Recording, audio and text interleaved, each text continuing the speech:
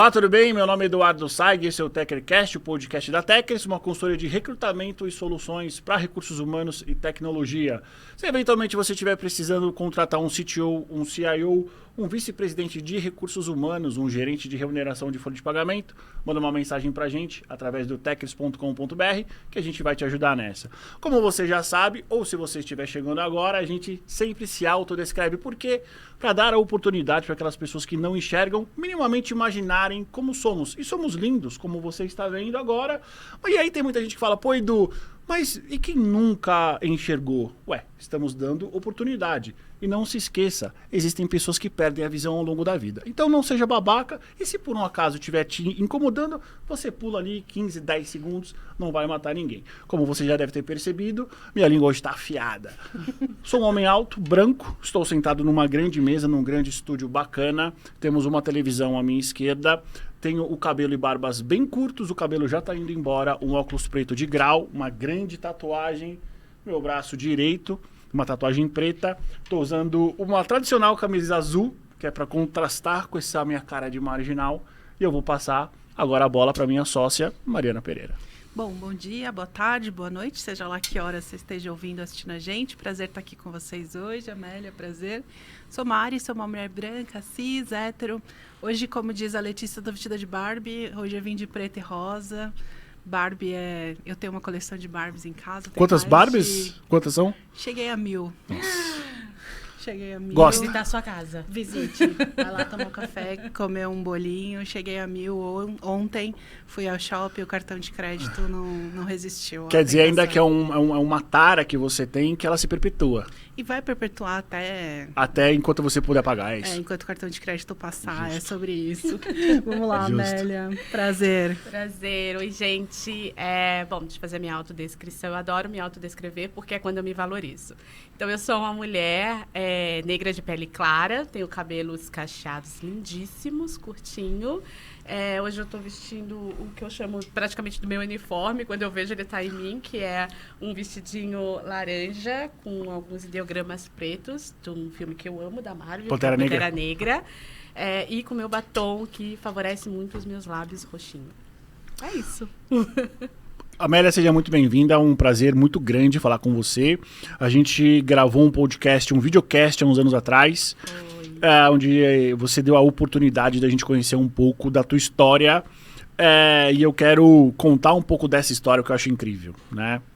A gente não, eu sempre digo que existem profissionais que têm histórias maravilhosas, histórias que nos inspiram, só que não são conhecidos. E eu acho que uma parte significativa do nosso trabalho como recrutador é a gente conhecer a história do profissional. Como que o profissional ele foi construindo a sua jornada até chegar no ponto que estamos falando, né? E eu acho que a sua história ela é super interessante. Então, vai parecer um interrogatório? Vai. Mas é porque a gente já se conhece. Então, eu quero dar destaque nos pontos que eu acho interessante, mas você, obviamente, está mais do que convidada também a contar aquilo que eventualmente eu não te perguntar, porque a nossa dinâmica presencial ela é muito mais rica do que uma dinâmica online, né? Primeira coisa veio da onde, nasceu aonde, conta aquela historinha bacana ali de família, exatamente. Eu tenho uma história cinematográfica. Não, eu sou nascida em São Paulo, mas não sou criada em São Paulo. Eu sou filha de uma mulher preta, né, e mãe solo. E, enfim, por algumas adversidades da vida, a gente saiu de São Paulo e foi morar no interior de São Paulo. Quando eu falo interior mesmo, que a gente nem fala o nome da cidade, a gente fala perto de. E era perto de onde? Era perto de, ali na região de Bauru, Marília, já divisa com o Paraná. Já lá dentro lá, mesmo. Acabou a Castelo Branco, aí você vai lá. É uma região que antes era cafeeira, depois virou usina de açúcar, uma região bastante rural, vamos dizer assim. Vivia bastante das coisas produzidas pela terra, vamos dizer assim. Eu venho de uma família humilde. Eu sou a terceira geração, segunda, na verdade, não escrava. Então, meu avô, ele foi um homem escravizado na infância. Sim, já existia a Lei Áurea, blá, blá, blá, mas a gente vê hoje em dia que ainda existe a escravidão. Então, meu avô Infelizmente, ele foi vendido aos 9 anos de idade e foi assim até ele se casar. Ele vivia num, que hoje a gente chama de regime análogo à escravidão. Mas Pois era escravidão. É escravidão. Só se chama de regime análogo à escravidão porque escravidão é ilegal.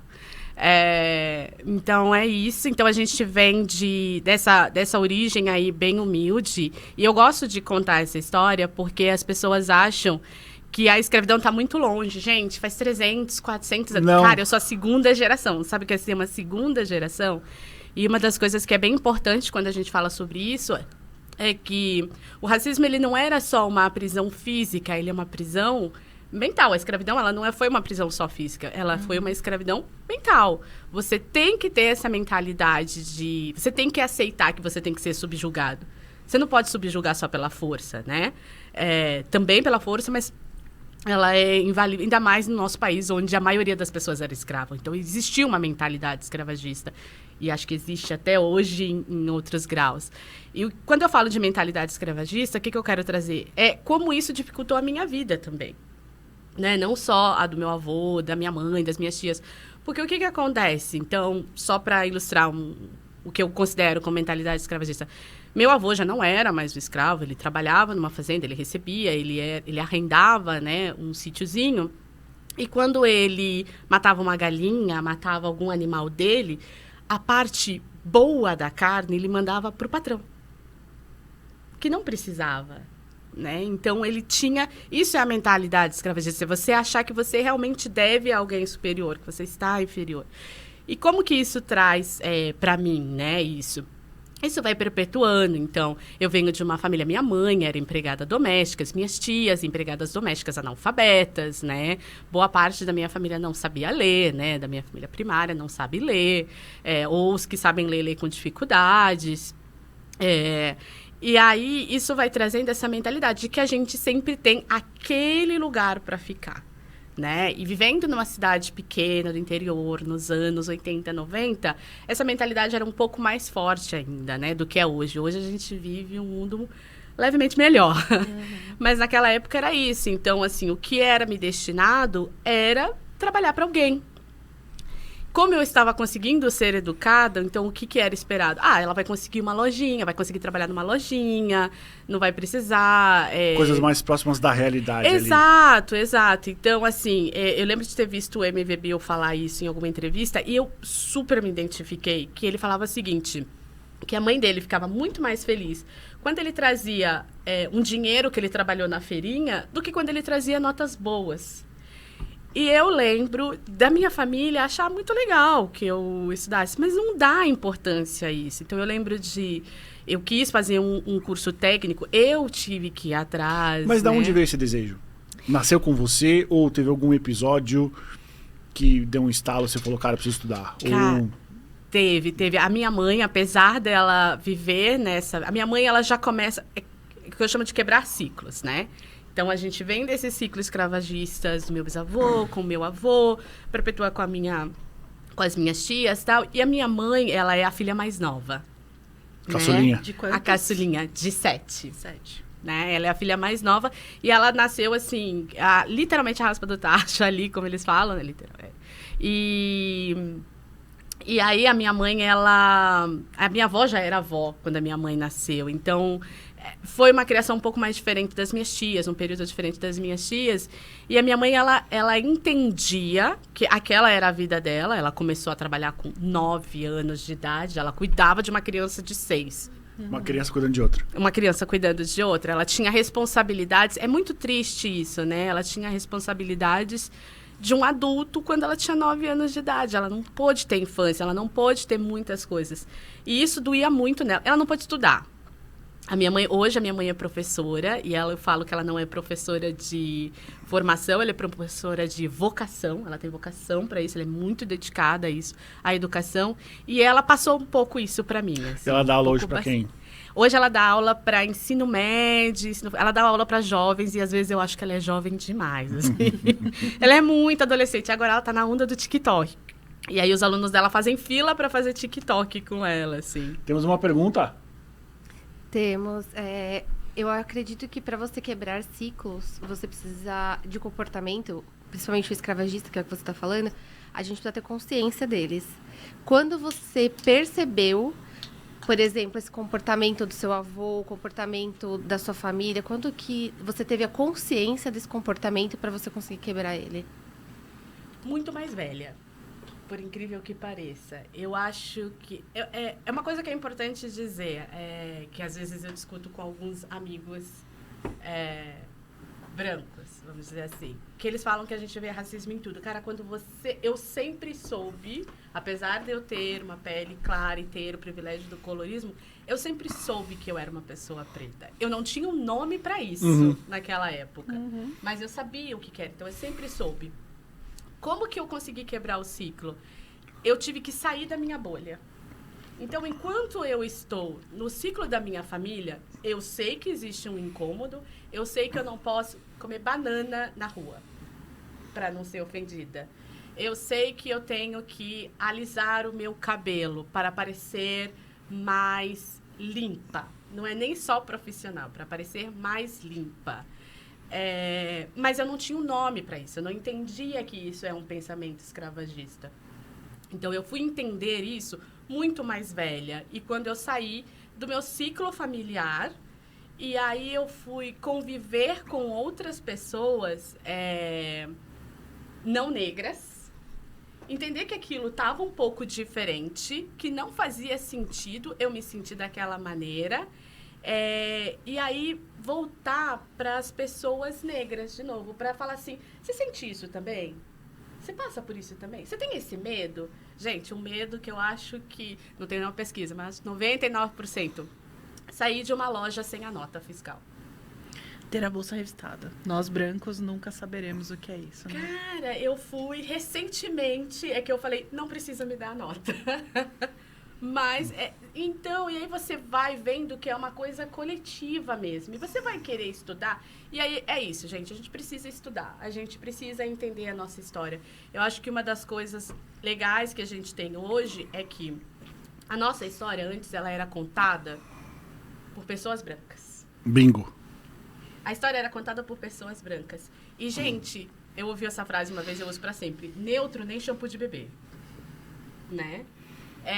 E com apesar que as pessoas odeiam as cotas, as pessoas não, algumas pessoas falam mal sobre as cotas, a importância dela é trazer essas pessoas negras para a universidade, sim, para que elas se eduquem, para que elas possam educar. Pode fazer jabá aqui? Deve. Um podcast que eu saio recomendando, que nem um testemunho de Jeová, é o Projeto Quirino. Sim, muito bom. Projeto Quirino. Muito bom. Gente, foram pessoas negras contando a nossa história, com as nossas perspectivas, e aí você começa a fazer esses links. Então, o ciclo só se quebra saindo da sua bolha. E, gente, vou falar pra câmera. Educação. Não tô falando só de educação formal, não tô falando de ir pra universidade, pra escola, blá, blá, blá. Se eduquem sobre quem são vocês, sobre qual é a sua história, sobre como você se sente. Procurem informação. E, Amélia, como foi chegar na universidade? Óbvio, não a sua chegada, mas para a tua família. Você foi a primeira que foi para o ensino... a minha mãe... E por que letras? E eu quero que você explique por que letras. Vou contar. Então, a minha mãe foi a primeira a ir para a universidade. Na verdade, a minha mãe foi a primeira a fazer o ensino médio da família. Ter o ensino médio. Ela fez isso depois de adulta, então minha mãe é uma mãe solo. A gente teve várias dificuldades ali, por a minha mãe ser solo, e empregada doméstica que mora no local, então eu morava com outras pessoas. A gente pode até falar um pouco sobre maternidade, que foi um assunto que eu falei, que é a maternidade preta e o mercado de trabalho com isso, enfim. E aí a minha mãe, ela com muito esforço conseguiu uma bolsa e fez estudos sociais na época, né? Foi quando ela começou. E aí era muito isso. A minha mãe, ela sempre falava uma coisa pra mim, parece triste, gente, mas me fez crescer, que era: a gente tá nessa situação horrorosa, essa situação de merda, né? Pra você sair dessa situação, você vai precisar estudar. O que eu não tive, eu quero que você tenha, né? E é muito isso, os pais querem muito isso, né? Sim. Da maneira deles, a minha mãe estava um pouco mais esclarecida, porque a minha mãe tinha saído da bolha dela também, não era só o convívio com a família ou o convívio com seus iguais. Por mais que seja doloroso conviver com pessoas que não são iguais a gente, eu falo doloroso não é que é violento, mas é porque, cara, é diferente, um choque, é diferente. Então, isso abre um pouco mais a sua mente, abre um pouco mais a sua visão. E aí, a minha mãe queria muito que eu estudasse. E eu era uma apaixonada por literatura. E o sonho era ser escritora. Ah, daí veio a letras. Aí veio as letras. Então, eu quis fazer letras porque eu queria ser uma escritora, entendeu? Eu queria fazer o próximo House of the Dragon. Não rolou. Não aconteceu. E aí, enfim, fiz essa faculdade, percebi que não ia rolar. Voltei para São Paulo. Vim para São Paulo, minha mãe já estava morando aqui e tal, então eu voltei para São Paulo. E aí foi quando eu fui fazer administração. Por que eu escolhi administração? Então a gente volta um pouquinho atrás. Quando eu cheguei para São Paulo, já fiz o ensino médio, já fiz a faculdade, eu falei, preciso trabalhar. Preciso ganhar dinheiro. Preciso ganhar dinheiro, não posso, né? Não posso me dar o luxo de não ganhar dinheiro, sou classe C. Tenho que ganhar dinheiro, pagar aluguel. E aí, uma das primeiras coisas que eu consegui fazer foi ser estoquista de supermercado. Com faculdade. Como é que foi essa situação? Ou seja, você já tinha uma faculdade, você já tinha ali, né, o 3º grau. Ensino superior, o ensino superior, diplomada. Mas eu não tinha experiência nenhuma, né? E aí você vai ter uma função que é uma função operacional, 100%. 100%. Chegou a ter algum tipo de conflito interno com isso? Cara, não, porque eu tava feliz da vida que eu tava com trabalho. Ganhar dinheiro, era isso? Eu precisava ganhar dinheiro. Eu sabia que eu não queria lecionar. Eu sabia que eu não queria. Por que não? Ai, eu tinha uma visão muito ruim do lecionar, né? E também não estava concluído ainda a universidade quando eu vim pra cá. E eu falei assim, cara, vai ser muito mais difícil. Então, vamos fazer o que dá pra fazer aqui. E foi aí que eu entrei pra... Cara, eu tava andando, gente, muito comum isso. Para os jovens de hoje não sabem, que não existe LinkedIn desde sempre. Exato. O antigo LinkedIn... Você tinha que entregar o currículo, Era né? você entregar o currículo, era você andar em determinadas ruas de São Paulo. Acho que era Barão de Itapetininga. 7 de abril. 7 de abril. Então, eu acordava cedo, tomava meu café da manhã, pegava o meu currículo que eu tinha imprimido na Lan House. Não era todo mundo que tinha computador em casa. Tô revelando muito a idade hoje. Tranquilo, tá em casa. Tranquilo, as pessoas estão fazendo as contas, mas fica tranquila. Tá em casa. Tá, milênio, geração Z, olha só. Não tinha computador e internet pra todo mundo. Aliás, internet era só à noite, pra quem tinha. Não tinha computador pra todo mundo, Não tinha computador pra todo mundo, nem iPhone pra todo mundo. Imagina. Com acesso à internet, não tinha. Então, eu andava ali e assim, gente... Tinha golpes, eu quase caí num golpe, que era, ai, vem pra cá, a gente vai te dar esse trabalho, mas você precisa dar um dinheiro aqui pra gente pra comprar o seu uniforme. Quase caí nesse golpe, gente, porque eu tava muito desesperada por um trabalho, precisava muito trabalhar. E aí, acabei entrando numa dessas agências que recrutam pra terceirizados, pra estoquistas de supermercado e tudo mais. E foi quando eu comecei a trabalhar com isso. Novinha. Quantos anos, Amélia? Eu acho que eu tinha ali 22, 23 anos. Novinha. Assim, eu considero um privilégio começar a trabalhar com 22, 23 anos, porque minha família começou muito. Minha mãe começou com 9, meus primos são todos hoje mestres de obras, pedreiros e tal, começavam com 10, 12 anos. Assim, quando na minha adolescência eu auxiliava minhas tias, mas não era meu trabalho, né? Era o dinheiro delas. Aquele era meu trabalho, ia ser meu dinheiro. E eu lembro que era meio salário mínimo, R$150. E aí eu comecei a trabalhar como estoquista e tal, e eu sempre fui muito comunicativa, só que não estava dando certo. E aí a minha mãe também tive esse privilégio, que a minha mãe ela já estava um pouco mais estabelecida financeiramente. Ela falou, cara, também você não precisa ficar passando por isso. Mas eu entendia que ela ia fazer muito mais sacrifício se eu não fosse trabalhar. Mas eu estava dando e tal, e aí fui pedir demissão desse emprego e a agência acabou me contratando. E aí foi quando o RH surgiu na minha vida. Até então, eu não tinha entrado ainda na universidade. Era uma agência de recrutamento? De recrutamento e seleção para essas... Só que ela fazia toda a parte de terceirização, não era só o recrutamento. Então, ela recrutava... Ainda existe? E fazia... Essa empresa ou não? Não. O que é? Gelri? É Heut. Não, era bem familiar. Era uma empresa muito familiar. Mas é dessas. É dessas. Dessa A Gelri foi famosíssima ali, anos 80, 90, 2000. Era o mesmo estilo, né? Era o mesmo Gelri, estilo. a Cross... Bastante. Vocês deviam receber aqueles bolos de currículo na Sim. segunda-feira. Gente, quarta, o pessoal que hoje grupo. o pessoal que hoje é de folha de pagamento, geração Z, vocês não sabem o que é fazer uma CFIP na máquina de escrever. Eles não sabem nem o que é máquina de escrever. Não sabem nem o que é máquina de escrever, é verdade, é verdade. Gente, eu acho que eu tenho na memória... Som. Tac, tac, tac, tac. Não, pior, aquele som daquela impressora do Docs. Sim, eu já fechei uma folha no Docs. Eu me sinto muito especial por ter fechado uma folha no Docs. Enfim, e aí foi quando eu entrei nessa agência e comecei a conhecer um pouco mais sobre o que é o RH. E foi aí que veio o insight da minha vida. Eu já tinha descobrido que letras não dava dinheiro, que eu ia ser uma desempregada, ou fazer algo que eu não senti que eu tinha dedicação a fazer, que eu não tinha paciência suficiente para fazer. E aí foi quando eu entrei, eu descobri que eu falei assim, quero trabalhar em RH. Por que eu quero trabalhar em RH? Porque eu penso em pessoas, eu acho lindo, babá. Não, gente, porque eu pensei... O pensamento foi o seguinte, eu tenho isso vivo na minha memória até hoje. O pensamento foi o seguinte, não importa que empresa tenha. O que a empresa Sempre tem um faça, RH. Sempre vai precisar de um RH. Sim. Sempre vai precisar de um RH. Então, eu comecei ali naquela empresa, fazendo a parte de Talent Acquisition, né, de recrutamento e seleção. Eu era péssima. Péssima. Porque, vocês que trabalham com isso sabem que o contratante, ele dá um briefing. Ele fala quais são as pessoas que querem falar com você. E assim, aquela empresa era de terceirização. Então, o que vai vir? Vai vir as pessoas extremamente de classe C, não tem nenhum ensino médio completo, direito. E eu me identificava muito com essas pessoas, porque é da onde eu vim. Eu ficava com dó das pessoas e eu mandava elas, mesmo sabendo que elas não tinham...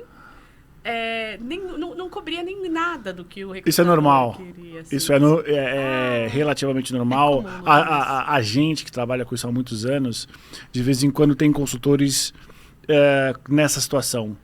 E geralmente são os que não ficam. Porque não tem o crivo. Eles querem mandar todo mundo, eles querem ajudar todo mundo. Péssimo. E aí é um processo seletivo, né? Não é quem chega primeiro, não é uma corrida. Sim. E aí eu vi que eu não tinha talento para aquilo, porque eu levava muito pro pessoal. Mas dentro dessa empresa tinha ali a área que hoje a gente pode chamar de operações de RH, que antigamente era o famoso DPzão. O DPzão. Departamento pessoal. E eu super me encontrei ali, porque apesar de eu ser bem comunicativa, eu gosto de conversar com as pessoas, eu sinto que profissionalmente eu levo muito... Eu tenho muita consideração para as pessoas e às vezes pouca paciência. Então eu sabia que Talent Acquisition não estava dando certo, porque... eu ia me relacionar muito com a pessoa. E isso é prejudicial, gente. Hoje eu tenho ciência disso, né? Que é prejudicial para a pessoa também, porque você faz ela também ter um desgaste emocional com aquilo e ela não vai conseguir. E aí eu encontrei ali na parte do DPzão, falei, é isso aqui. Então, o que eu tenho que fazer? Estudar administração. Eu venho de uma região e vim dessa cobrança da minha família, mais da minha mãe e tal, de que a educação era importante. E que você tinha que ter etiqueta, vamos chamar de etiqueta. Então, eu tinha que estudar numa das melhores universidades. E aí, eu fui fazer Pontifícia Universidade Católica. PUC. Tinha dinheiro? Não tinha dinheiro para pagar a PUC. Não tinha dinheiro para pagar a PUC. E aí, aí eu vou entrar em algumas searas aqui polêmicas, que são incentivos públicos. Eu só tive a oportunidade de fazer uma universidade porque existia um programa do governo que custeou a minha universidade. Era o ProUni na época? Não tive Ainda essa não, sorte. né? Existia já o ProUni, mas eu acabei não conseguindo a classificação. Porque as pessoas acham que é fácil também entrar nesses programas. É uma classificação, né? É uma classificação. Não é qualquer um. Eu sou preta e pobre, então eu vou conseguir. Gente, quem dera. principalmente nessas universidades assim, de elites, tem uma classificação e uma concorrência pesadíssima. Pesadíssima. Então, eu acabei não conseguindo pelo ProUni. Eu consegui por um programa do Estado. Acho que era... Não vou lembrar qual era o governador, mas acho que o secretário era o Chalita, que ele fez o programa Escola da Família. Sim. Escola da Família. Gente, Que você só quem viveu trabalhava sabe. aos finais de semana, né? Das Eu 9 ia em às alguns. 5 horas da tarde. Sábado e domingo ou só As sábado? Sábado escolas e abriam, domingo. né? Abriam, as escolas estaduais eram as estaduais que abriam, né? As estaduais abriam.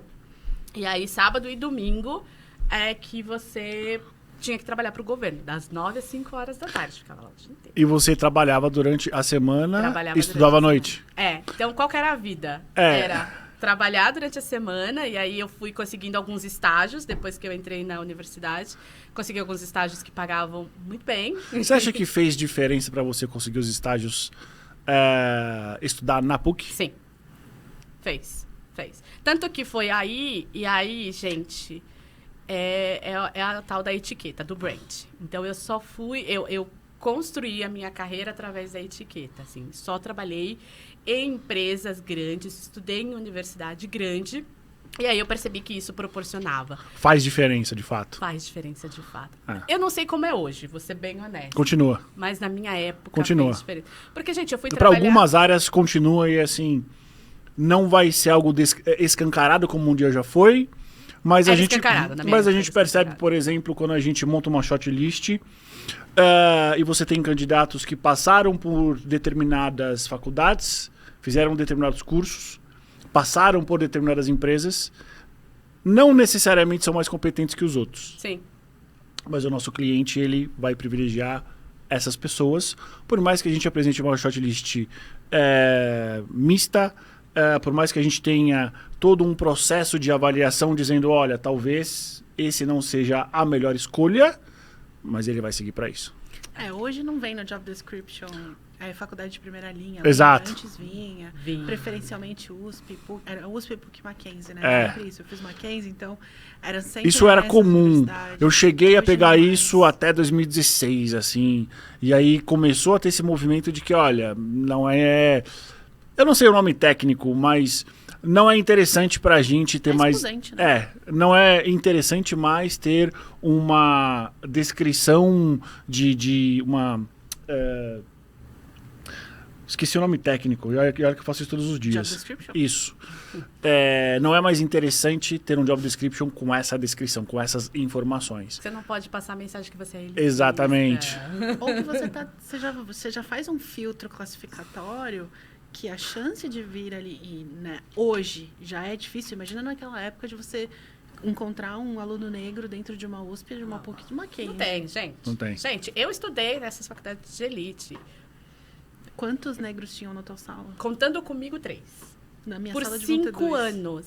5 anos. E como foi pra você conviver numa faculdade elitista no dia a dia? Como é que foi pra você estar inserida nesse meio? Tudo bem que você talvez... Tudo bem que talvez você não aproveitasse o CA ou o DA como todos os outros, porque você trabalhava. Mas como foi pra você ter contato? Horrível, horrível. Gente, é horrível, eu não vou mentir. Eu não vou mentir. Porque eu fui estudar com os filhos dos gerentes do Santander, entendeu? A galera que ficava assistindo Malhação e depois ia pra faculdade, enquanto eu levantava 6 horas da manhã, pegava 20 mil ônibus para ir para o trabalho, voltava, ia para a faculdade, não tinha dinheiro para ficar gastando ali muito, chegava em casa moída para no final de semana, sábado e domingo, eu trabalhava de segunda a segunda, eu estava exausta. E foi a primeira vez que privilégios foram jogados na minha cara e eu tomei consciência de que eu não tinha. Só que como eu não era educada, eu só sentia raiva. Então, foi muito difícil para mim estudar em faculdade. Foi muito bom, me tirou da minha bolha, me fez conhecer Te abriu portas. coisas. Abriu portas, assim, inegavelmente. Eu não teria trabalhado, eu não teria conseguido esses estágios se não fosse a etiqueta PUC. Não teria. Eu sei porque até os colegas com quem faziam comigo eram... Gente, eu trabalhei na Siemens, gente, e praticamente todo o corpo de estagiário era PUC e Mackenzie. Todo mundo ali era assim, 2 negros, tá? Eu e mais uma pessoa. Porque não tem essas pessoas na universidade. Não tinha, né? Nessas universidades. E aí, pra mim, era muito difícil, porque eu tava sofrendo muito vendo aquelas pessoas. E aí vinha no meu subconsciente a coisa escravagista do tipo, eu não pertenço a esse lugar. Porque eu fui ensinada que eu não pertencia àquele lugar. Mas eu tava lutando, eu tava com tanta fome de crescer, literalmente, que eu tava meio que lutando contra mim internamente. E aí, eu acho que vai entrar uma coisa que eu gosto muito de falar para as pessoas, que gostam de usar a minha história como exemplo de sucesso. Não foi fácil. Eu sangrei muito. Eu não acho que as pessoas deveriam ter passado pelo que eu passei. E tá tudo bem se alguém não quiser passar por isso. Você não vai colher tantos frutos como hoje. Hoje eu consigo colher os frutos de todo esse esforço? Sim, pode ser que você não consiga colher se você não faz essa trajetória. Mas tá tudo bem você também não querer fazer isso. Porque foi difícil. Foi ótimo para minha carreira fazer uma PUC, mas foi difícil para a Amélia Pessoa ver aquelas pessoas desfrutando de uma coisa que eu nunca tive na vida, que era tempo para estudar, boa alimentação, não ter que escolher de trazer o lanche do trabalho, porque não tem dinheiro para comprar o lanche ali, ter que dividir com outros bolsistas o xerox da apostila, entendeu? E tá cansado. Eu ia para a faculdade exausta, eu tava exausta. E aquilo foi muito difícil para mim, foi muito sangrativo. E aí tinha a parte bem elitista que era... Eu não falava inglês. Eu nunca falei inglês. E eu lembro de ter uma rodinha, a galera falar assim, vamos conversar em inglês pra gente ficar praticando?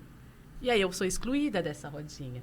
Eu fui muito excluída. Eu e mais 3 pessoas bolsistas, a gente era meio que excluído da turminha ali. Primeiro porque a gente estava cansado, porque a gente tinha trabalhado o dia inteiro, então a gente terminou a aula, gente. Eu não vou passear. Embora. Eu não vou beber.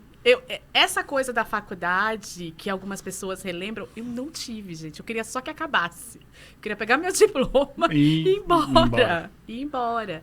Então, foi bom em uma parte, foi muito sofrido em outro. Como eu não era estudada no tema, como eu não me entendia como pessoa, como eu não conhecia a minha história e por que eu sentia aquelas dores, eu só senti raiva. Eu nutri muita raiva pelas pessoas. E essa raiva... Tem algumas pessoas que dizem que a raiva é a melhor emoção para você ir para frente, né? Você concorda com essa afirmação? Não. Eu não concordo. Eu acho que, assim, uma raiva bem direcionada... Eu acho que você tem que pegar aquela raiva, entender o que aconteceu e direcionar ela bem. Mas só sentir raiva, eu não acho que incentiva ninguém. Porque eu tenho muito disso... de que se você tem alguma coisa negativa, você fica mais pra você e não pra pessoa. Então, eu não tava prejudicando aquela pessoa sentindo raiva dela. Eu tava me prejudicando. Eu tava me colocando mais pra baixo ainda. Então, eu não concordo. Eu não sou dessa de que... Eu sei que algumas pessoas usam a raiva como motivação. Eu acho que a raiva ela tem que ser levemente direcionada. Você tem que entender do que você tá com raiva. Tipo, você não tá com raiva da menina que vira pra você e fala... Fato verídico, história real, que fala pra você, aos 25 anos de idade, que nunca pegou um ônibus na vida. Você não tá com raiva dela, você tá com raiva de como é pra você pegar um ônibus... Todos os dias, lotado. Entendeu? Só que como eu não direcionei bem a raiva, eu fiquei com raiva dela e eu perdi a oportunidade de me conectar com uma outra pessoa que poderia me crescer, sabe? Que poderia agregar alguma coisa pra mim. E eu não aproveitei bem a faculdade, porque eu estava com raiva. Eu podia ter aproveitado, feito mais network, né? Ter aproveitado a juventude na faculdade, que é uma fase boa, gente. Se vocês forem para a faculdade, se vocês passarem por isso que eu passei, se vocês são de classe C e vai entrar numa USP, numa PUC, numa Mackenzie, você vai ver muito elitismo e você vai sentir essa raiva. Só não deixa ela consumir vocês, porque vocês vão perder uma oportunidade rica. E que não volta, né? Que não volta. Não volta.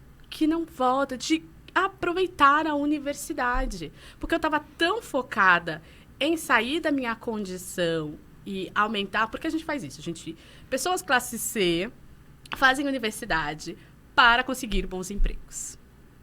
É isso. Para ascender, né? Para ascender socialmente. E, Amélia, esse não pertencimento que você sentia, em algum momento você fazia uma reflexão lá do seu avô e se cobrava no sentido, mesmo não pertencendo a isso aqui, eu preciso estar aqui porque se eu olhar para trás, o meu avô aos 9 anos foi vendido. Você recorria a essa história para te dar alguma força para que você suportasse esse momento difícil? Ou você estava realmente tomada ali por esses sentimentos e foi tocando a vida porque você tinha um objetivo maior no futuro?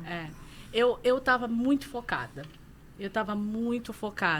E então, assim, o que eu sabia era, a gente foi resistente o suficiente para chegar até aqui.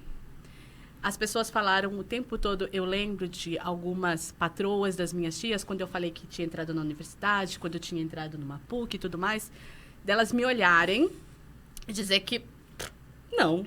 Como assim, Como né? assim? E literalmente tentar diminuir, tipo, eu tô fazendo administração na PUC. Mas meu neto tá fazendo medicina não sei onde. E daí? Caguei. Foda-se. Mas numa tentativa de diminuir, tipo, não aceitar. E eu acho que essa foi uma raiva que me ajudou, tipo, não, peraí, eu vou provar que eu consigo sim, eu vou... Então, aí, momentos que eu queria desistir, o desincentivo, na verdade, me apoiou mais. Eu acho que a história do meu avô, a história da minha família me fez aprender a perdoar algumas ações deles hoje, porque eu queria ter tido mais incentivo da minha família para estudar. Eu queria ter tido mais apoio. Mas eu consigo entender que eles não podiam fazer isso porque para eles era inconcebível pessoas como nós estarem naquele lugar. Tanto que a patroa disse, tipo, não, eu vou diminuir você de alguma maneira. Tem até um filme da Regina Casé, eu não lembro o nome. Que horas ela chega? Que horas ela Gente, chega? eu não consigo assistir esse filme. Que horas ela volta? Que horas ela volta? Que a Filha filha passa e o menino não, né? E a mulher olha e fala, como assim? Gente, aquilo é realidade, Na tá? arquitetura, acho que era arquitetura que eles estavam prestando numa faculdade super conceituada no Rio, né? Então, quando você estava falando, me veio essa história. Gente, aquilo é E realidade. aquele filme é muito triste. Eu nunca consegui assistir esse filme, porque eu acho que vai me machucar um pouco. Sim. Porque eu sei um pouco da sinopse. Aquilo é tão realidade. Esses dias, na Vestas, a gente teve uma discussão. Eu levanto bastante a bandeira das pessoas negras no mercado de trabalho. Então, eu participo de alguns fóruns dentro do trabalho sobre, grupos de negros dentro da universidade, dentro do trabalho. E a gente teve vamos chamar de uma palestra com algumas mulheres negras que hoje vivem na Dinamarca, trabalham na Dinamarca. E a história é praticamente a mesma, sabe? Ela era filha do porteiro e a moça do prédio perguntou para o porteiro se a filha dele não poderia trabalhar de empregada doméstica para ela. E aí ela falou que não podia. E quando ela passou na USP, o pai dela falou, você vai ficar sentada aqui até a fulana chegar e você vai falar para ela que você passou na USP. Então, assim, aquele filme é muito a realidade das pessoas ainda hoje, assim, de fazer consciente, inconsciente, enfim, chame de racismo estrutural, o nome que você quiser, de realmente colocar as pessoas mais para baixo mesmo, assim, não aceitar essa situação. Então, eu acho que isso me motivou bastante e querer ter uma vida melhor me motivou mais, assim, da universidade. Temos mais uma pergunta da nossa plateia, vamos lá. Você falou que hoje você levanta essa causa em muitos lugares e a gente já teve podcast aqui para trazer o tema da militância. Como você consegue trazer isso de uma forma não impositiva para que não se torne o mimimi que falam aqui hoje? Porque hoje, que nem você falou, tudo é mimimi, tudo é militância. Como que você consegue trazer isso de uma forma para educar as pessoas, tanto como você falou, tanto os negros quanto os brancos, enfim, ou os não negros? Como que você traz isso dessa forma? Eu faço pelo exemplo, real. Hoje é a melhor coisa, né?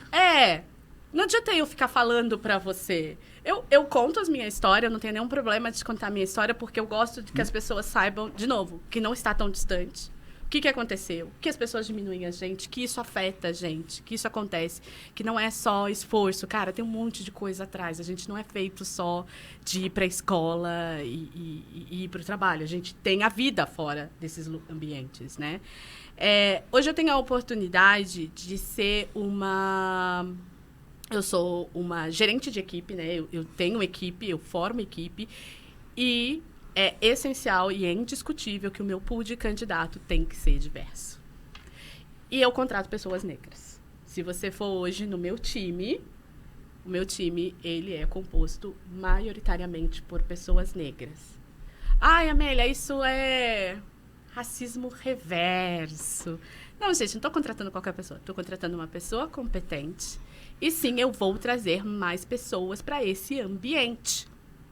Porque elas precisam. De novo, gente, o racismo, combater o racismo não é uma coisa orgânica. A gente passou anos e anos tendo essa mentalidade escravagista, seja para as pessoas negras, sejam para as pessoas brancas. E vamos ser honestos aqui, a gente contrata por proximidade. Sim. As pessoas acabam contratando pessoas que fizeram as mesmas universidades que elas, pessoas que trabalharam no mesmo segmento que elas. Viés de confirmação. Viés de confirmação. Ponto. Por que o meu viés de confirmação não pode ser pessoas pretas? Por que tá tudo bem a gente contratar pessoas que fizeram a mesma universidade, mas não tá tudo bem a gente contratar pessoas pretas? Então, o que eu faço é liderar pelo exemplo, eu trago pessoas pretas e eu vou te dizer, é ótimo contratar pessoas pretas, gente, não é nem publicação aqui. É que a gente vem de uma história de resiliência, principalmente na minha área, onde eu preciso que as pessoas sejam muito resilientes. Então, a gente tem uma história de vida de resiliência que não tem como você não trazer para o trabalho. Entendeu? Então, isso é o que eu faço para as empresas. Então, eu participo dos coletivos, gosto de ter essas conversas, falo na semana de novembro, sempre que pode, não importa, eu vou falar na semana de novembro. E para as pessoas negras, qual que é o tópico? Se reconhecerem. Então, tem uma pessoa da minha equipe, com quem eu trabalho faz tempo até, que eu lembro de quando ela fez entrevista comigo, ela virar para mim e falar assim, nossa, nem sei por que eu me candidatei. Nossa, eu não sei se eu tenho todos os requisitos, eu não sei se eu falo bem o meu inglês, eu não sei. E eu falei, cara, primeiro, não é você que tem que decidir isso. Por que você já está fazendo o não? Então, a gente tem muito disso, de não, de realmente esse não é o lugar que eu pertenço. Então, para a minha equipe ou para as pessoas com quem eu converso, esses lugares pertencem a vocês, esses lugares devem ser ocupados por vocês. Assim. E como que você tem percebido esse assunto nas empresas e no mercado de trabalho, política de diversidade e inclusão? Eu acho que teve um boom no passado. Teve um boom e a Passado gente... recente, né? Passado recente. É que eu tô vendo uma movimentação de, vamos esquecer isso um pouco. Vamos deixar isso aqui dentro de uma outra área, né? Guardadinho aqui. Porque antes era o assunto. Gente, eu lembro de uma empresa famosinha, não vou falar o nome dela aqui, de uma empresa famosinha, de ser, nossa, a gente é muito engajado, a gente respeita a diversidade, não sei o quê. E você vai ver, essa diversidade é feita por homens brancos. Tá? Ela é desenhada por homens brancos. Então, você vê que não é aquela coisa orgânica que você só quer fazer a sua publicidade. E aí, o que eu falava para as pessoas ao meu redor, e o que eu tomei? Cara, eu vou tomar para mim isso. Você quer por publicidade? Você quer mostrar que você tem pessoas na lideranças negras para ficar bonito na sua vida? Eu vou pegar isso aqui, só que não vou te dar isso de graça. Eu vou estar aqui dando a minha cara para você mostrar que você tem diretores, gerentes negros, só que aí eu vou contratar essas pessoas negras. Eu vou trabalhar as pessoas da middle position para que elas sobem. Eu vou exigir que você trabalhe as pessoas de middle positions para que elas sobem. Entendeu?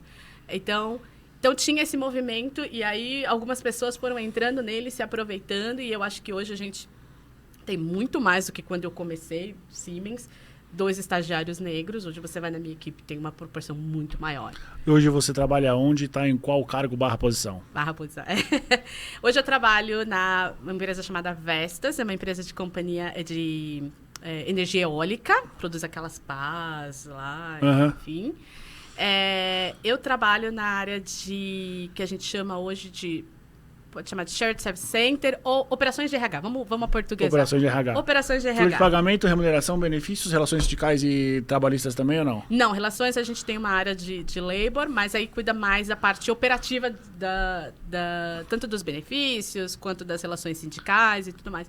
E a famosa folha de pagamento. Eu sou a dona do dinheiro, então ninguém pode brigar comigo. É isso. Amélia, você começou lá atrás fazendo imposto numa máquina de escrever. Isso. Chegou até 2024. em linhas gerais, quais foram as principais mudanças que você viu nos 20 anos desse cenário Fopag, cara, analógico até hoje? Eu acho que, pra mim, o primeiro que caiu foi o nome DPzão. Eu odeio o DP, tá? Eu odeio. Quando vocês me chamarem de DP, eu me sinto pessoalmente ofendida. Porque as áreas de operações de RH, as pessoas veem ela como apertadoras de botões. Exato. Apertadoras de botões. E uma das coisas que eu converso muito com a minha equipe, e é o que eu entendo, foi a importância que eu tenho para o negócio. Sem você não tem negócio, basicamente é isso. E não tem salário, né? E não tem salário. Não, e não é só isso, assim, não é só o feijão com arroz, né? O BAU que a gente chama, né? O business as usual. É o seguinte, o tempo que o meu funcionário não está preocupado se ele vai receber ou não, ele está dedicado à função dele. O tempo que ele está, ai, cara, meu plano de saúde, será que está incluso o meu beneficiário, meu dependente ou não?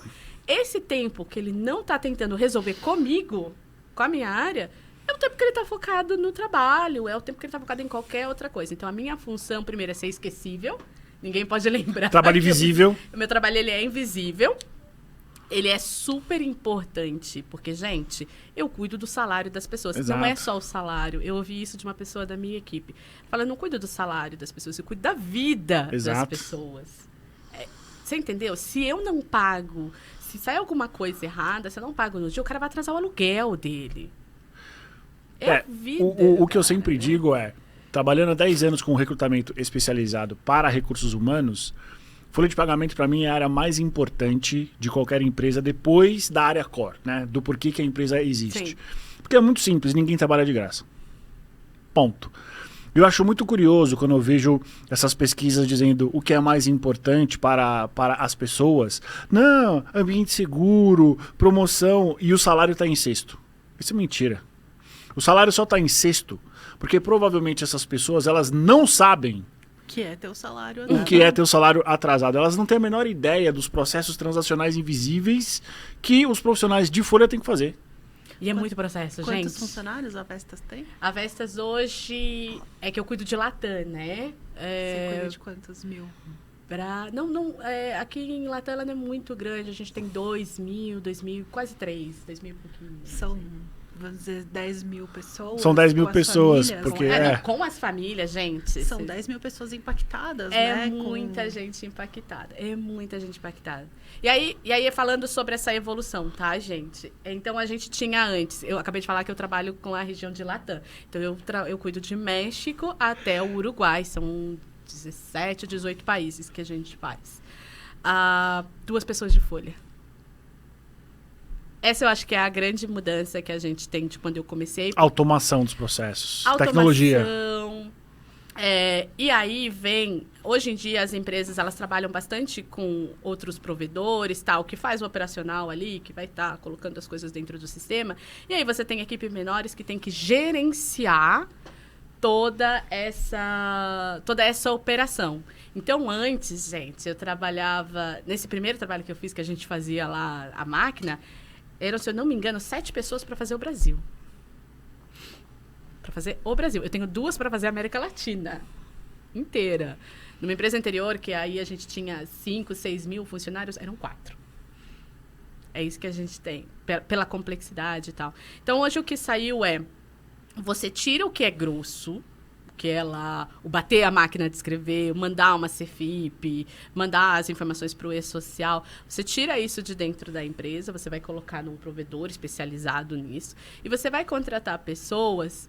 E aí é uma das coisas que eu discuto muito, tanto com quem eu trago para o meu time, quanto com o pessoal de Talent Acquisition, para quem a gente vai trazer, que é qual é a real significado da palavra analista. Você vai analisar. Eu não preciso que você... Claro, tem toda a parte operativa, mas eu preciso que você analise, eu preciso que você tenha senso crítico. E uma das coisas que eu acho que falta nos profissionais de recursos humanos, a parte de operações de RH, é sair da mentalidade departamento pessoal. Você não pode simplesmente ver uma informação e seguir o fluxo da planilha em Excel. Você tem que entender, até para você passar para o seu vendor o que você quer, você precisa fazer uma análise antes. Você precisa ver o que você está passando para ele e você precisa entender a importância daquilo para o negócio. como um processo. Uma das dificuldades que eu tinha no começo da profissão era a área de operações de RH se chama operações, porque ela vive em operações. A gente tem ali, eu faço essa analogia sempre, a gente que me conhece sabe, deve estar enjoado de ouvir que eu chamo a área de operações de RH de cozinha do restaurante. Então, assim, é aquilo que você falou, é uma área importante, não importa se o restaurante é bonito, se o garçom é simpático, se a comida não sai, não rola. E para uma comida sair bem, a gente precisa fazer lá o mise en place, ter a sessão de corte, a sessão de fritura, a sessão de não sei o quê. Isso tem que ser bem compartimentado. Uma vez que alguma coisa atravessa esse fluxo, atrapalha toda a frente. Se o cara não cortou a cenoura, não vai conseguir a cozinha ou vai seguir tudo atrapalhado. Então, qualquer coisa que entra, atrapalha. Se você você tem que ter essa mentalidade de segmentar, você tem que entender que a área tem que segmentar, mas você tem que ter o raciocínio rápido do que você faz quando entra alguma entrave, de quando sai alguma coisa do absurdo. E aí, eu lembro que as pessoas falam muito isso. Ai, folha é inflexível. Não, folha não é inflexível. Folha tem um processo. Só que, às vezes, eu acho que alguns profissionais de folha de pagamento são inflexíveis. Tipo, pega a Race Table, coloca debaixo do braço e é isso. A folha só vai abrir dia 1, dia 15, é isso. Essa é minha responsabilidade, essa é sua responsabilidade. Falta trabalhar em conjunto. Essa é uma das coisas que eu tenho trabalhado muito isso, e eu acho que isso vem muito de profissionais de folha de pagamento, de operações de RH, que é trabalhar em conjunto com as demais áreas de RH. Né? Então, não assim, é a folha ficar fechada nela mesmo. Não pode, gente. Que é quase um modus operandi, né? A folha, tanto que tem muitas empresas, fica separado. Fica. E aí, qual é a desculpa? Ah, ninguém pode saber o quanto tu ganha.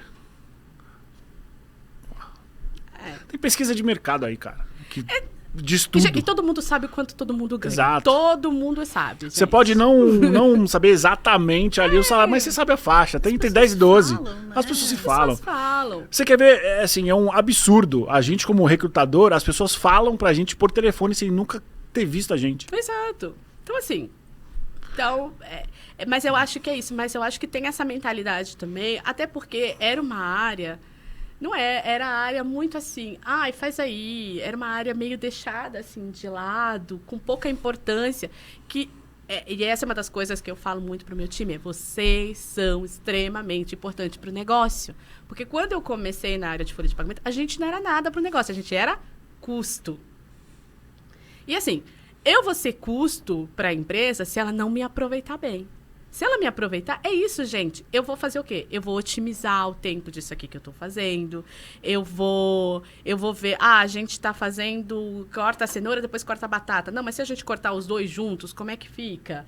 Então, assim, isso é o profissional que eu busco hoje em folha de pagamento.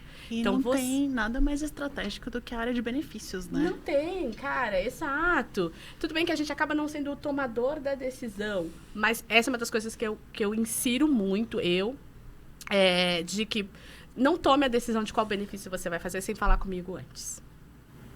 Essa é uma das regras que eu faço com as empresas que eu trabalho. A gente vai mudar um benefício. E o que você analisa quando, por exemplo, tem um gestor que fala, putz, eu quero trocar X por Y. Você analisa só o custo prático ou talvez a percepção sobre o benefício? Você tem que analisar, eu analiso de pelo menos 2 formas. Uma, se realmente é um benefício. Se, tipo, esse benefício vale a pena para a mão de obra que a gente vai... para o trabalho que a gente vai dispensar e se é operacionalmente viável. Porque não adianta eu colocar um benefício ali e gente, vocês, empresa, vocês RH que brigam com o pessoal de operações de RH que fala não vamos pôr isso porque é operacionalmente impossível. É porque não adianta você pôr um benefício que eu não vou conseguir gerir.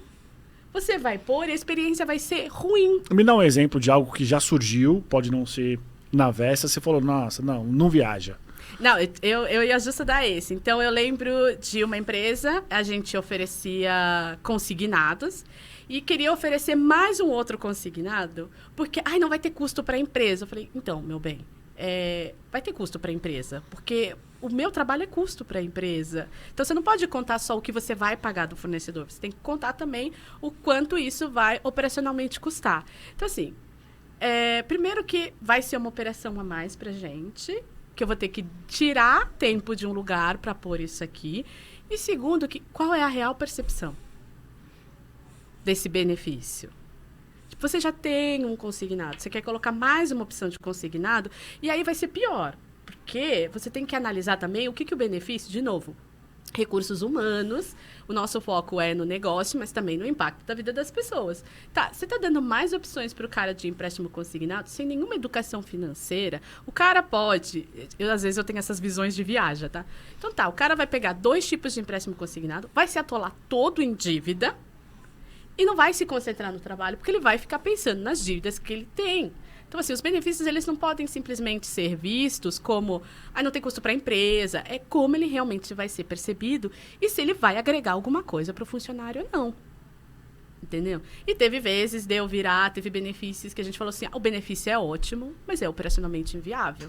Então, assim, olha, a gente pode voltar e conversar com o vendedor, a gente pode tentar negociar um site suporte, um suporte maior para isso, porque senão o benefício é ótimo, mas eu não vou conseguir operacionalizar ele. Eu não vou conseguir... Que de fato ele seja um benefício para as pessoas, é isso? Um benefício. Então, eu sempre falo, e é por isso que às vezes eu insiro bastante... Não fiquem bravos comigo, o pessoal de rewards. Mas eu insiro bastante porque é isso. Porque no final você vai jogar no meu colo e não tem problema. Eu tô aqui para isso. Eu tô aqui para operacional o que você fez. Mas eu tenho que te dizer se ele é viável ou não. Porque senão perde. Perde a funcionalidade. E quais são as diferenças práticas de folha de pagamento Brasil, México, Argentina? Para você que cuida, né? Para você que tem uma visão geral. Quais são as dores de cabeça, mais ou menos, de cada um desses países? Governo. Simples assim. Simples assim. Só política. Como é que é na Venezuela? Vocês têm operação lá ou não? A gente teve alguma empresa que eu trabalhei, mas era antes de toda essa situação confusão atual. Mas, gente, por exemplo, a Argentina, pra mim, é um pesadelo. Argentina é um pesadelo, Vocês pagam em pesos ou pagam em dólar? A gente começou a pagar em dólar, alguns funcionários viram que não estava mais valendo a pena, a gente voltou a pagar em pesos. Não estava mais valendo a pena. A Argentina é um país, por exemplo, que eu faço aumento de salário todo mês. Porque a inflação... Corrigido pela inflação. Faz muitos anos que eu não operaciono a Argentina. Eu tenho uma equipe que operaciona. Mas realmente ontem, eu tive que olhar a folha para fazer um Pay Data Collection e tal. E aí eu fui ver a quantidade de números que eu tô pagando. Qual é o salário. Porque antes eu lembro que eu pagava... O pesos argentino é igual ao real. R$1, 1 peso. Se a gente for comparar em unidade, tá? Não em valores, em unidade. R$1, 1 peso, é a mesma coisa. Hoje em dia, eu pago, em média, de salário para as pessoas, 150, 160 mil pesos para as pessoas. E isso pode equivaler a R$3.000. Nossa. Desvalorização bizarra. Bizarra. É bizarro. Ontem, quando eu vi o número, eu falei, meu Deus, pera. Tem alguma coisa errada aqui, Tem alguma coisa errada aqui. Então, pra gente... Porque a operação, no final, ela acaba sendo a mesma coisa. Sim. Entrada, saída, imposto. O desafio mesmo é governo. É o governo. Então, a gente está com uma nova lei no Chile, por exemplo, que está reduzindo a jornada de trabalho. Então, eles estão com um projeto de reduzir para 40 horas trabalhadas. A gente acha que o Brasil não tem legislação. Gente... É muito importante, vale muito a pena essa proteção trabalhista que a gente tem no Brasil. Vale. Vocês não têm noção. Gente, vocês têm noção que tem países que têm 10 dias de férias? Corrido. Tá? O que você faz com 10 dias de férias? Não faz nada. Para mim, o Chile é o pior país em relações laborais, sendo bem honesta, porque a gente não é obrigada a nada. Não é obrigado a pagar 13º no Chile, não é obrigado a dar plano de saúde, não é obrigado. A empresa, ela, por lei, salário, só. Não é obrigada a nada, ela só paga o salário. Por questão de mercado... Atração e retenção de talentos. Atração e retenção de talento, as empresas oferecem bastante coisa, mas por lei não é obrigado a nada. O que eu sempre digo sobre as nossas leis trabalhistas é que elas não foram feitas para as empresas que cumprem minimamente os seus papéis. Uhum. Elas são feitas para aquelas empresas que não cumprem. Então, a gente tem uma grande parte das empresas cobrando, sendo penalizadas por algumas empresas que estão espalhadas por aí. O que eu sempre cito é, 2022, a gente teve uma grande empresa do setor alimentício que foi pega por ter escravos. Pleno 2022. Empresa grande. E não é que foi lá no norte, não, foi no sul. Uhum. Então, assim, são para essas empresas que as nossas leis elas são feitas. Porque tem muita gente que corretamente paga os seus impostos direito, seus salários, benefícios, trata, faz tudo muito bem feito e elas reclamam, poxa, Eduardo, as nossas leis são muito duras. E eu sempre digo, infelizmente são, mas não é por sua causa, é por conta dos seus colegas empresários que descumprem tudo. É porque a lei não pode contar só com o bom senso das pessoas. Eu não posso viver do bom senso das pessoas. Porque, assim, não quero vilanizar empresários ou empresas. Mas, gente, o objetivo é lucro, não é uma instituição de caridade. Então, se eu puder pagar menos, eu vou pagar menos. Só que aí é a subsistência daquelas pessoas, assim, Exato. né? Então para mim, os desafios maiores é isso.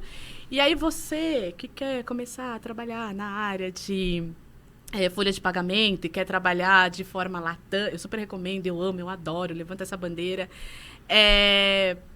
Foca em uma coisa muito importante: idioma. Como é que foi essa tua caminhada? Porque até então você não falava. Não falava inglês. E aí como que você teve o estalo, putz, eu preciso estudar isso? YouTube. Bom, eu tive primeiro os tapas na cara na universidade, que aí eu vi que eu não conseguia, eu era excluída do meu grupinho e também era excluída no trabalho. Porque... E das oportunidades, né? E das oportunidades. Quando eu falo excluída no trabalho, é das oportunidades. Porque, assim, eu entrei num programa de estagiários numa empresa que tinha programas de trainee. Isso teria... Gente, eu teria pulado 50 escadas se eu tivesse entrado no programa de trainee, não num programa de estagiário. Sim. E eu não podia entrar no programa de trainee porque eu não falava inglês. E inglês virou uma coisa que eu falei assim, cara, eu preciso falar inglês, porque, enfim, preciso falar. Tenho dinheiro? Não tenho dinheiro. Continuo ainda sendo estagiária, pagando a universidade e tudo. E aí, YouTube. Eu usava muito YouTube. Eu tenho, gente, não é todo mundo que tem, mas eu tenho facilidade com idiomas. Hoje eu consigo falar 3 idiomas. Eu considero português um idioma, tá, gente? Justo. É importante, Justo. tá? Vai por mim. No mercado de trabalho é muito importante saber falar português. Falar direito. Português. Falar português é muito importante. Meu marido que o diga, só para contextualizar, meu marido é peruano. Ele vive aqui no Brasil. E ele fala um português muito melhor que eu. Muito melhor. E arranho ali num alemão. E é importante, gente. Porque... Alemão por conta da Siemens. Alemão porque eu fiquei com vontade. Que é uma das línguas mais difíceis de aprender, né? Mas eu achei bem interessante. Aí eu tava na pandemia, licença maternidade, falei, vou aprender um idioma. Justo. Mas aí eu tive que aprender inglês. Não tinha nenhum recurso, então, mas existia o famoso YouTube. A existência do YouTube, gente, se existisse YouTube quando eu era jovem, eu teria voado muito mais, assim. Então, eu usava esses recursos, porque, gente, a gente entende, nem todo mundo tem oportunidade, nem todo mundo tem recurso, e eu não vou ser coach financeiro e dizer só trabalho, mas eu vou dizer dê seus pulos. Infelizmente, essa é a situação. Eu não tenho receita mágica, procure perto das coisas que você tem, sabe? Proximidade de coisas que você tem. Use um YouTube, use alguma plataforma. Agora tem essas plataformas. Eu não sou tão jovem, não conheço todos os nomes das plataformas, mas eu sei que tem essas plataformas para você conversar com estrangeiros, para você, sei lá, ter mais contato com a língua. Jogue videogames, assista essas plataformas de vídeos, Netflix e tudo mais. Coloque em inglês para você ir se familiarizando com o idioma. Então, a minha trajetória foi isso. Eu aprendi sozinha. Juntei um dinheirinho e consegui pagar um desses cursos de 6 meses, assim, de 3 meses avançado. Juntei mais um dinheirinho e algumas irresponsabilidades financeiras e fiz um intercâmbio de um mês e pouquinho. Pra onde você foi? Fui pro Canadá, que era barato na época. E assim, é que também, gente, de novo, essas coisas às vezes não se aplicam hoje. Eu fui pro Canadá quando o dólar era 2,40, né? Hoje tá 5,50. Exato. Então, mas assim, eu converso muito com algumas pessoas do meu time. E eu dou muita oportunidade. Você que é um empregador, primeira coisa, não faça do idioma uma barreira para você contratar alguém. Mesmo que a pessoa tenha ali aquela coisa que ela arranha, traz ela para você. Eu contrato pessoas que hoje... E olha que eu falo inglês o dia inteiro. E às vezes tem coisas que eu não sei. Eu falo inglês e espanhol o dia inteiro e tem coisas que eu não sei. Tem coisas que eu dou uma arranhada e tá tudo bem. O importante é você conseguir se comunicar. Então, contratem essas pessoas e deem a ela proximidade com o idioma. Exercitar, né? Exercitar. Então, hoje eu tenho uma pessoa da minha equipe que ela não fala inglês e as nossas reuniões a gente tenta fazer em inglês, para que ela tenha proximidade com o idioma, para que ela possa... Vai se desenvolvendo, vai tendo Para que ela vá se desenvolvendo. contato. Gente, e é isso, a gente tem que fazer isso, a gente tem que entender qual é a realidade do nosso país. A realidade do nosso país não é todo mundo que vai ter oportunidade de aprender inglês, ninguém vai fazer high school em Massachusetts. Não é todo mundo que vai conseguir isso. A gente precisa desses profissionais que têm soft skills excelentes, mas são barrados porque não têm o idioma. Então, você, pessoinha que quer trabalhar, invista no idioma, dê os seus pulos, pega YouTube. Uns exercícios que eu fazia muito, eu passo isso pro meu time e tal, para as pessoas que querem aprender inglês, você gosta de uma série? Pega uma série, assiste aquela série, coloca em inglês, coloca primeiro com legenda, depois tira a legenda, assiste aquela 3, 4 vezes. Um exercício que eu fazia, para mim funciona muito quando eu quero aprender o idioma, é pensar no idioma. Então, sei lá, a gente pega 2 horas de busão, gente, tem tempo à beça para pensar. Então, tá lá no busão, sei lá, pensa... quando eu chegar em casa, eu vou tomar um banho, vou cozinhar um frango, então pensa em inglês. When I arrive to home, I will take a shower. Blá, blá, blá. Então, assim, não sei essa palavra. Volta, olha ali na internet. Hoje em dia a internet está mais acessível. A gente sabe que ainda tem uns bloqueios, mas está mais acessível. Então, foca nisso, gente. Foca no idioma. Foca em aprender, no mínimo, inglês hoje, gente. Não tem como. E vocês, empregadores, deem oportunidades para essas pessoas e deem para elas a vivência. Porque idioma é vivência. Não tem como. Não adianta você fazer... 2 horas de aulas de inglês. Por semana e só na outra semana. E só na outra semana. Faça disso um hábito, uma vivência sua. Tá com o inglês mais ou menos? Se aplica em vagas que vão exigir que você fale inglês, porque aí você vai ter mais E hoje vivência. tem o próprio Mover, que é o Movimento pela Equidade Racial, dá a bolsa de estudos para estudantes negros, 100% gratuito. Então, hoje em dia, você também tem outros recursos disponíveis e ONGs e instituições que estão oferecendo esse serviço, porque a estatística são 2% da população do Brasil que fala inglês, né? Então, a gente tem que olhar para essa estatística e garantir que você dê a oportunidade da pessoa chegar e se desenvolver e crescer lá dentro, como foi com você. Eu imagino que você não chegou falando inglês na sua última posição. No momento que te pediram inglês, você não chegou lá com o teu inglês fluente. Gente, eu não cheguei nem falando espanhol. Eu lembro disso até hoje. Um pouquinho de espanhol, muito pouquinho. Eu hablo bastante. Incluso eu sou estrangeira em minha casa. Na minha casa só se fala espanhol, por causa do meu marido e da minha filha, tá? A gente fala espanhol. Mas eu lembro até hoje que, assim, eu tava trabalhando, acho que era na Nokia, enfim, eu tava trabalhando, e aí antes eu fazia só o Brasil, e aí a minha chefe virou pra mim e falou assim, olha, tá ótimo você fazendo o Brasil, mês que vem você começa o Chile, tá? Não falava uma palavra em espanhol, não falava uma palavra. Eu falei, claro, começo. Tranquilo. Mentira, não estava tranquilo. Amélia, você trabalhou na Netflix. Trabalhei. Como é que foi trabalhar lá? Como é trabalhar? Como é a cultura deles? Porque é um desejo de muita gente trabalhar lá, né? Ela se tornou uma sexy branding. Como é que é trabalhar lá? É muito bom. Real, assim, é muito bom. Eu tive boas oportunidades. Eu sei que hoje eu ainda tenho meus contatos lá, então da época que eu comecei, que éramos 600 empregados, 6.000 globalmente, sem contar os estagiários, era uma empresa grande, mas é uma empresa pequena, com uma operação pequena. Então, hoje ela está bem diferente de quando eu comecei lá, mas foi uma experiência enriquecedora, real, assim, porque... acho que a gente conversou um pouco de bastidores sobre choques culturais. E foi um choque cultural muito grande. Apesar de eu já ter trabalhado com empresa alemã, empresa italiana, empresa americana, empresa sueca e tal, a Netflix, ela tem essa coisa muito... que eles chamam de freedom and responsibility. Então, você tem a liberdade de fazer do jeito que você quiser, como você quiser, desde que você se responsabilize por aquilo que você está fazendo. Pelas consequências. Pelas consequências de tudo isso. Então, é muito bom, porque sabe aquela coisa que o pessoal fica falando? Tem ascenso de dono, tem ownership. Lá não é que você tem que ter o senso. Você é. Você não tem opção. Você não tem opção de, não, deixa eu ver que isso aqui é minha importância. Não, você tem que ter.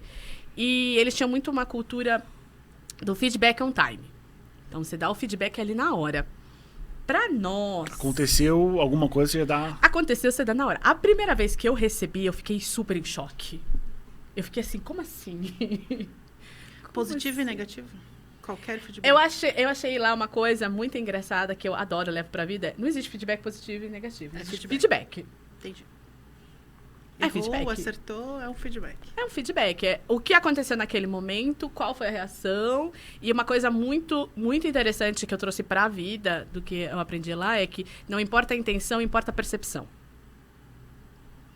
Então, assim, não tive a intenção de te ofender. A minha percepção foi que você me ofendeu.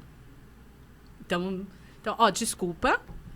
E não é aquele desculpa camisa branca, desculpa se eu ofendi alguém. Realmente, olha, desculpa, vou me policiar para que não aconteça isso novamente.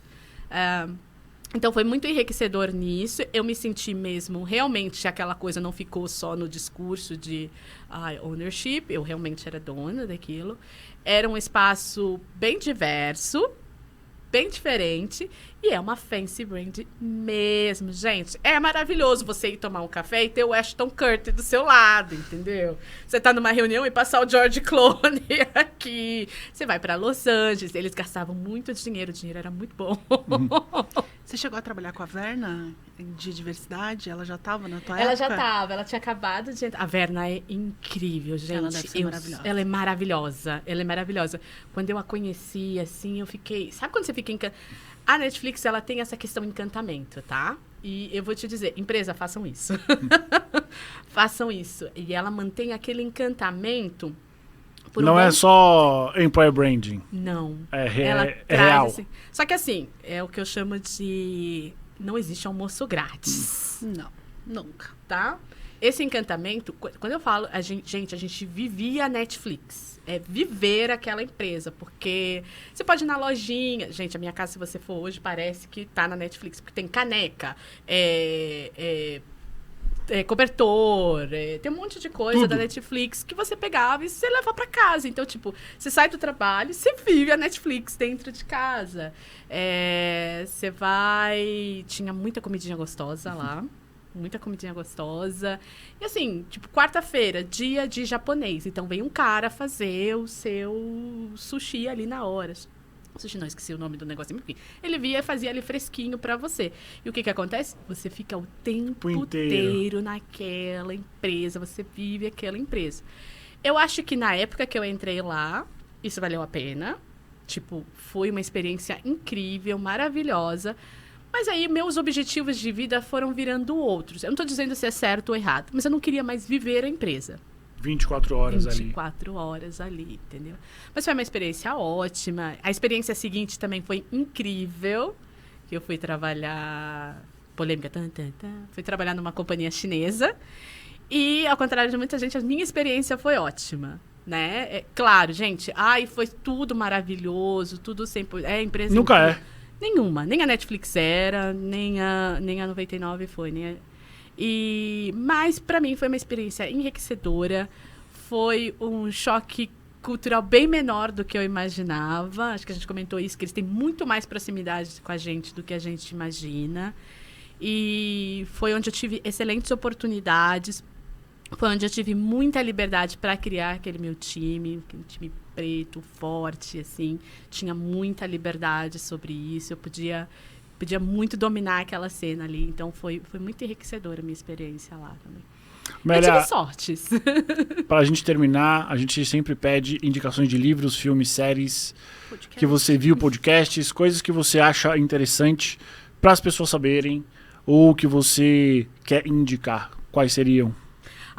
Eu vou indicar... Bom, vou reindicar o Projeto Querido. Vale a pena, eu já ouvi, é bom pra caramba. Vale a pena, é muito bom. Principalmente se você for uma pessoa preta, parda, enfim, como se você reconhecer. Mesmo se você não for, tá? Mas para essas pessoas, ela realmente vale muito a pena. Eu tô lendo um livro... Se você é gestor, eu tô lendo um livro super batido, e eu não vou lembrar o nome dele em português agora. Você pode falar em inglês que a gente põe em português. Não, lembrei. Five the functions of a team. As cinco de funções de um time. Acho que é assim em português. Enfim, Five the functions of a team. Para você que é manager, gente, eu sei que é um livro batido, acho que todo mundo já leu isso em alguma vez. Quem não leu, vá ler, é muito bom, é curtinho e tem, assim, exercícios maravilhosos para você pensar como manager e como aplicar para sua vida pessoal, assim, para sua equipe, né?